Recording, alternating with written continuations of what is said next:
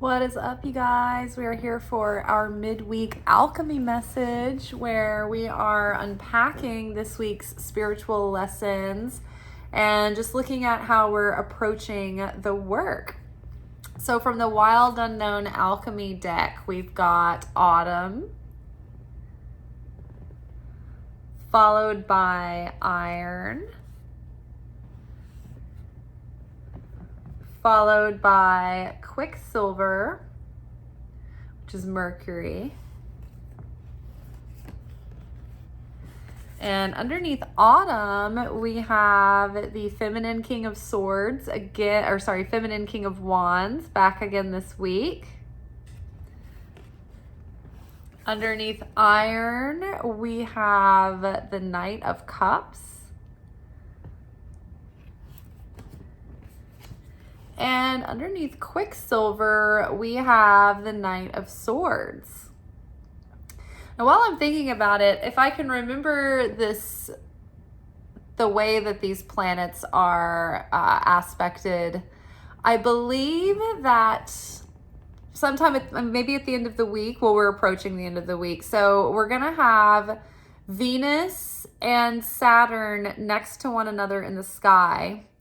And it's going to be right over the moon, and the moon is going to be illuminated like to where it's gonna look like a smiley face.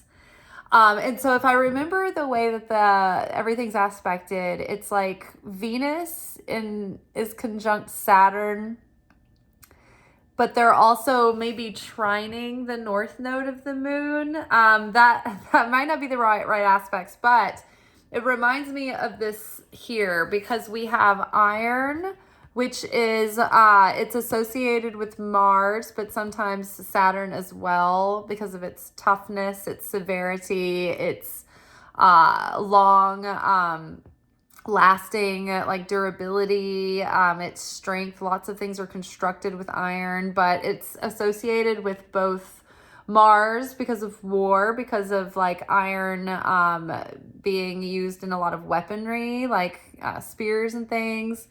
And then we have Knight of Cups here, which would be representative of that Venus. I almost said Venus and the Venus energy. Right? So that sense of beauty and inspiration and security is conjunct with that part of us that has to be hardy and stable and durable and dependable and strong, like impenetrably strong, strong enough to withstand anything, and all being exposed to all the elements and carrying a heavy weight, but we have to be able to do that with levity and lightness and brightness and creativity, right? Think about if any of you guys are creatives at all, the weight of being an artist, the burden of being an artist. People that aren't creative, that don't have like a calling to like make something, they don't understand what a suffrage it is.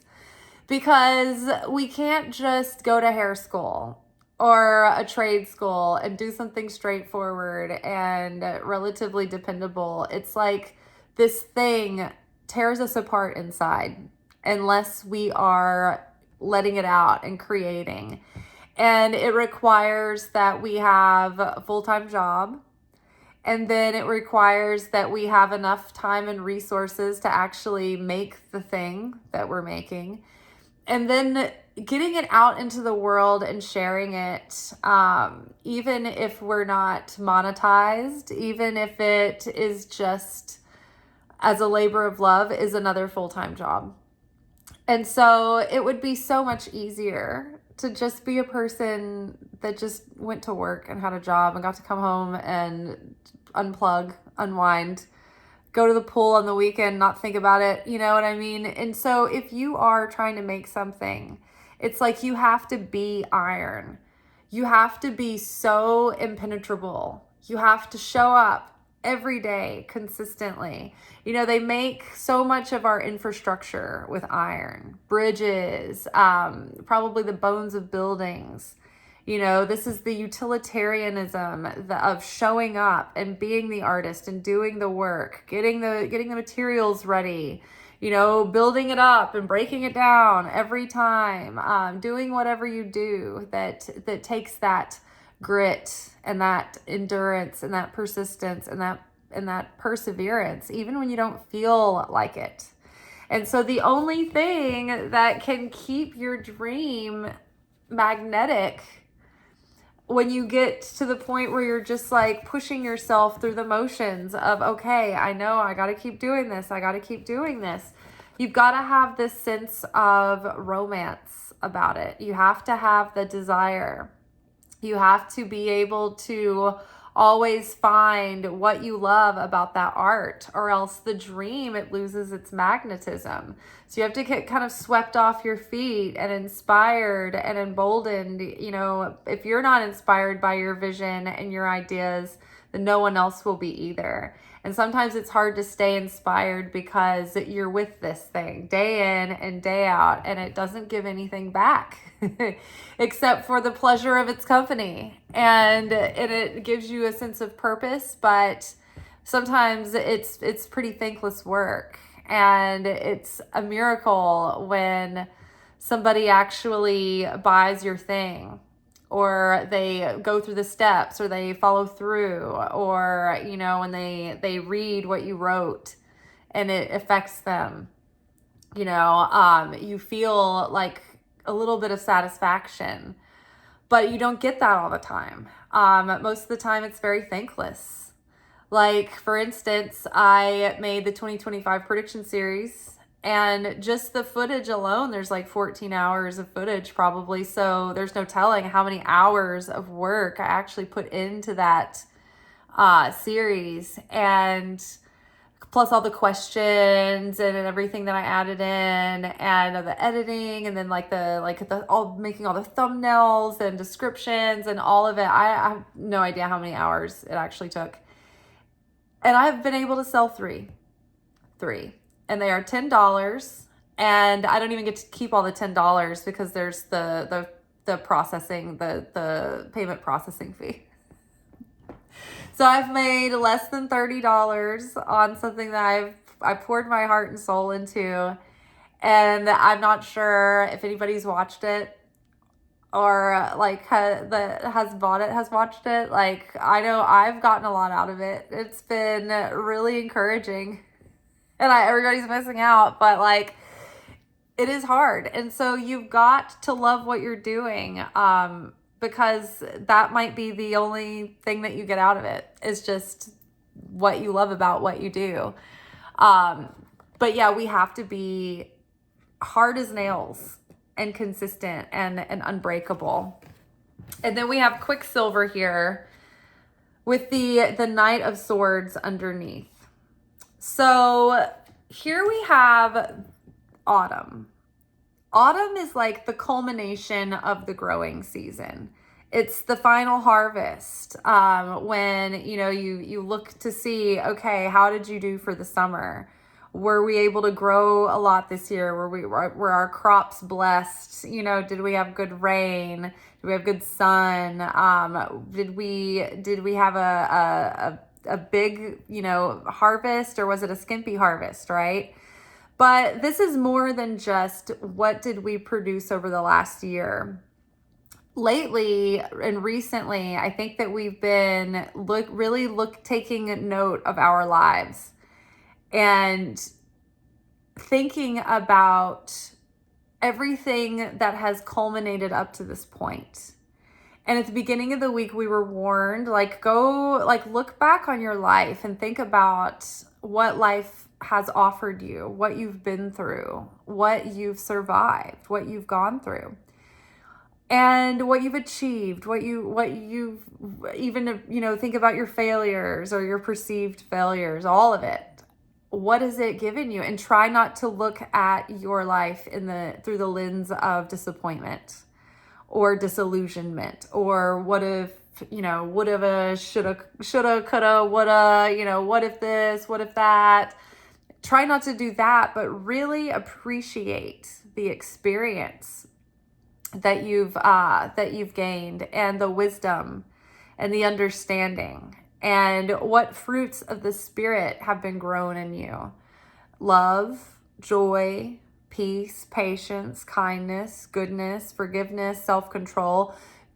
Do you sometimes struggle with those? Like, are you at a point in your life where you feel like it is a struggle to practice those virtues, to embody those virtues? We have gone through everything in our life for a purpose, and we can look back on it all with appreciation. Everything that we have experienced has given us character. It has added to our palette, our understanding of the world, of life, and our perception of it, and our interpretation of it. And it is added to our skill set, but our emotional intelligence as well, our spiritual wisdom. And so we get to have that to go into this next chapter. This next chapter is about embodying all that we have come to know and understand, and then being a channel that can share that light with others and use that light to share goodness into the world. The King of Wands, the feminine King of Wands, stands in a very enclosed, tightly, like thick woods around her, right? There is like brush and bushes and flora that is entangled, and she's almost like enclosed and surrounded by the thickness of the growth, and it's all kind of closing in. But she has a light that she holds up in all this dark entanglement, and she brings light and clarity and space to what feels like can be things, just everything closing in, right? The world, it feels like so heavy recently. It feels like everything's just closing in on us, and just hard to find beauty and goodness when you look out into the world right now. And so those of us who have been through enough to be able to keep up with what's happening and also sustain a sense of joy and a sense of inner peace, we have to be that light for other people. We have to hold the light for others and help others find a sense of groundedness in all of this, a sense of peace. Some people are too overwhelmed by the whole thing, and they are going to stick their head in the sand, and they're going to pretend like it's business as usual. And, whoa, what are you talking about? I don't notice anything going on. Some people are being driven insane, and people are killing themselves. Like, this is happening.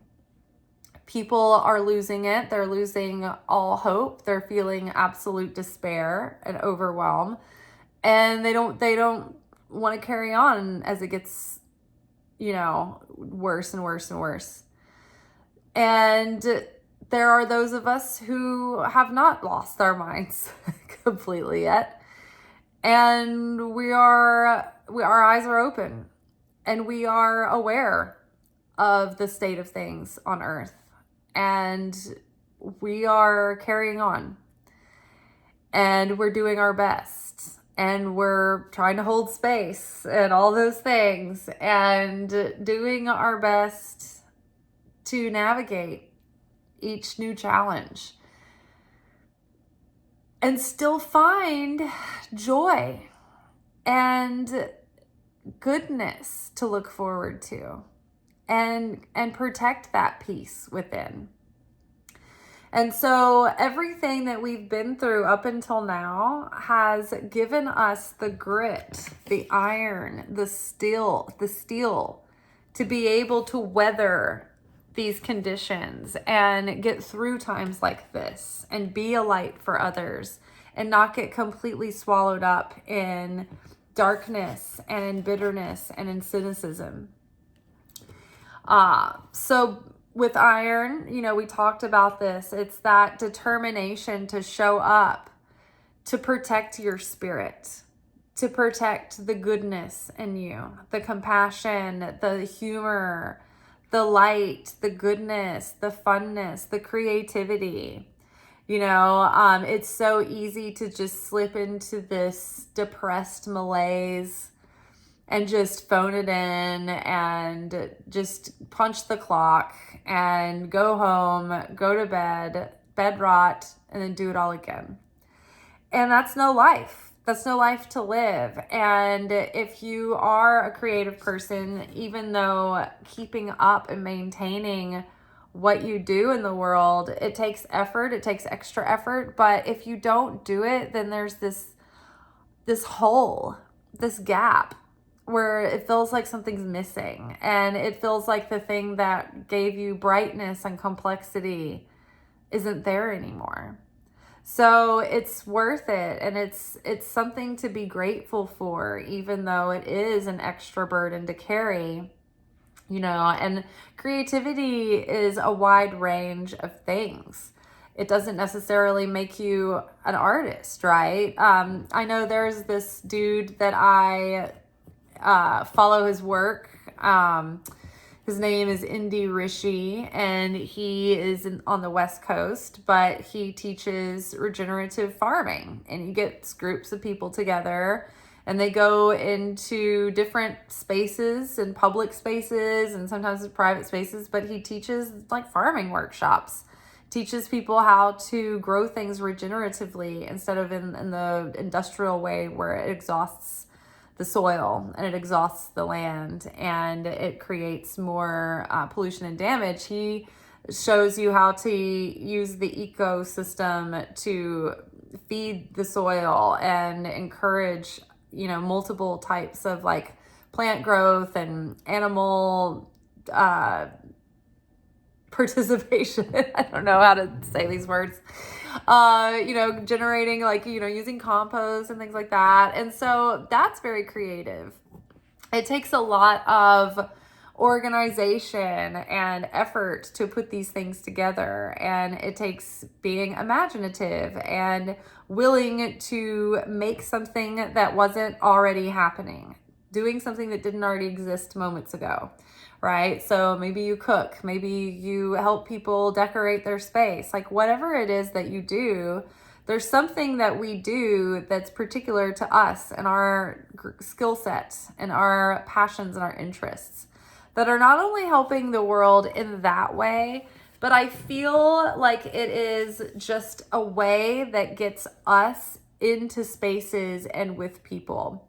Because once you start raising your vibration to a certain level, you start affecting the energy of the people when you go into spaces. Even if you don't talk to them about stuff that you're doing. Like, for instance, I'm a server. I'm a server right now, but before this, I was in film and television production for like 13 and a half years. And then before that, I was a server. So for my whole life, I have been exposed to a billion people. And they're always coming through and they're always passing through. And I'm always like having these interactions with people that, not to toot my own horn, but they like remember it forever. Like I make this lasting impact on people. And sometimes it's just my energy. Like I had a table, this like family that comes into our restaurant fairly regularly. They're like super sweet. I remember waiting on them. One of the first times I noticed them that they'd come in. And they were like, oh, what do you do outside of this? Like your energy, we just love your energy. It's so great. And I was like, well, I'm a mystic. I'm kind of like Khalil Gibran. And they're like, oh, wow, we can see it. We feel your vibe. And like every time I see them, they're always happy to see me. Always happy to see them. But like, it's like that. Like your vibration can affect the people that you're around, even if they're not talking to you. Last week, my sister and I went to dinner for my birthday on last Friday. And because I was fasting, I couldn't eat the foods that I wanted to indulge in for my birthday. So we went for like a pre-birthday dinner date at the restaurant I work at.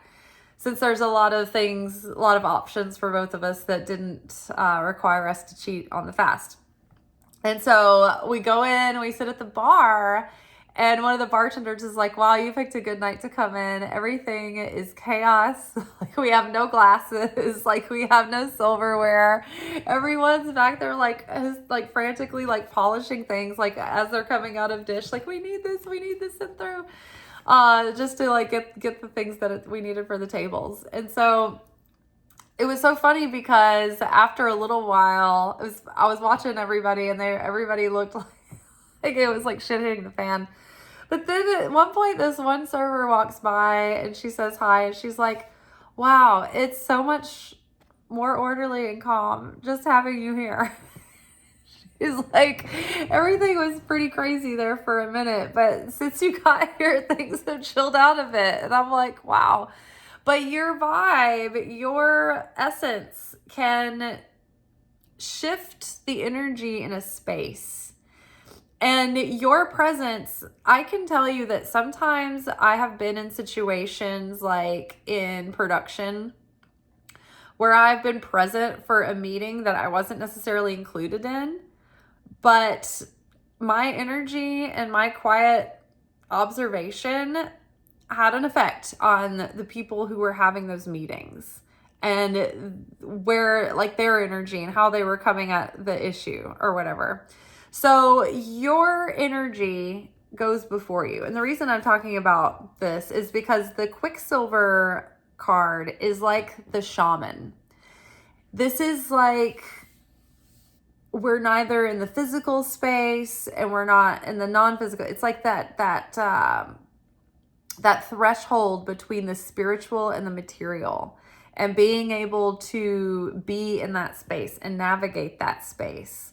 And it's something true for shamans, mystics, artists, teachers, people who nurture and care for, like people who are taking care of like newborns, and also people who are death doulas, right? The people who do hospice care, like those people are where the veil is thin. And so there's something about us in this grouping of people where we have a certain affinity with spaces where the veil is thin, navigating those spaces and being able to be an influential energy source in those thresholds.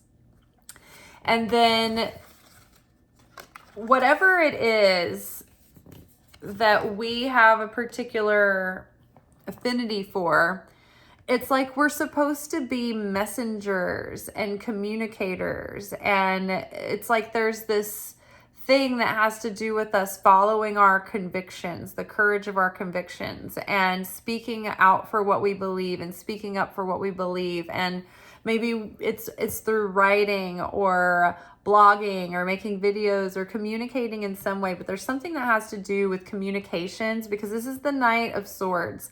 So the Knight of Swords is fast to get in and want to solve a problem. They're very observant and astute, but the swords are not only just about ideas, but they're about communication. So it's like sharing your ideas, sharing your insights and knowledge in some way out in the world. But it has to do with like spiritual healing, and also like helping others in that healing and bringing that healing to maybe like large, like numbers of people, like on a mass level.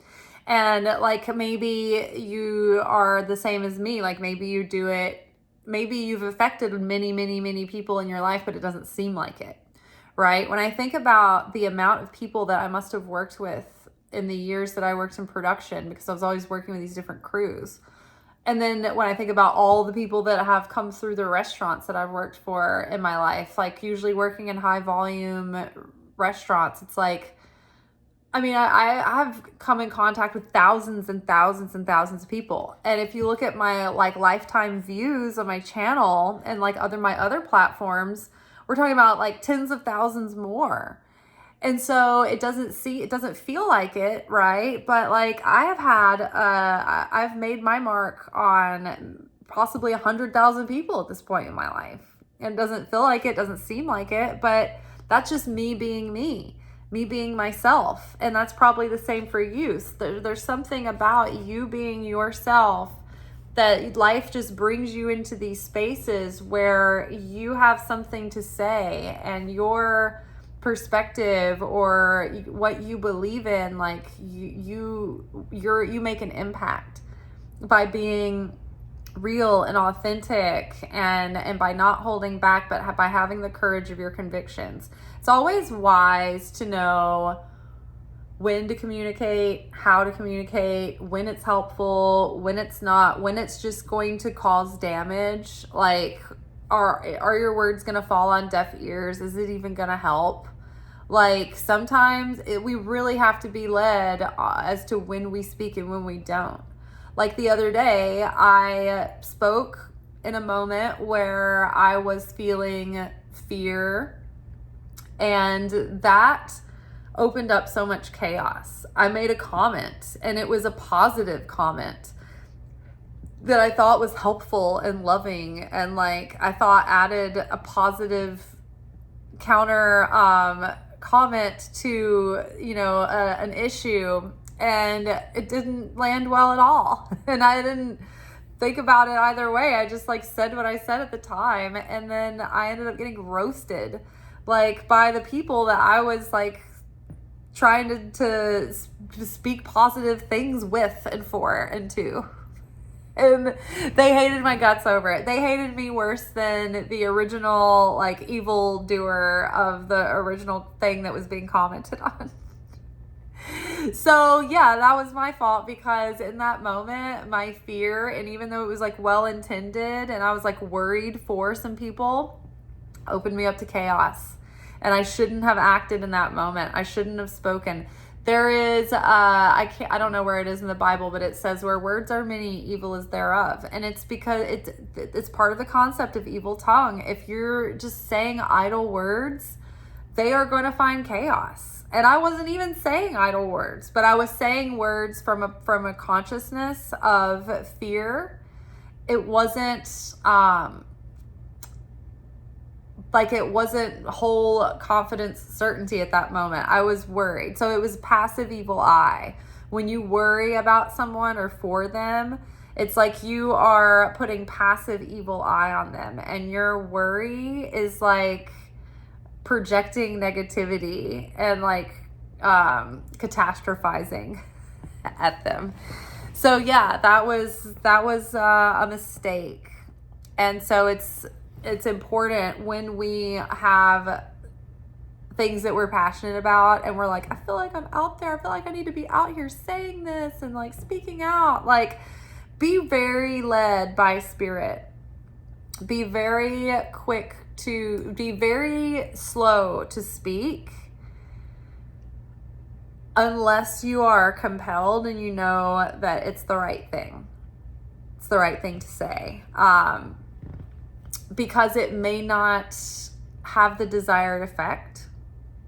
And it may, if it's not landing on open ears or fertile soil, it's the seeds are going to be bad, and it could close someone off, period. Because in that statement that I said, there was layers to the implication. There was nuance, there was poetry in it, there was symbolism, there was spiritual context, and like just trying to explain what I was saying and what I meant.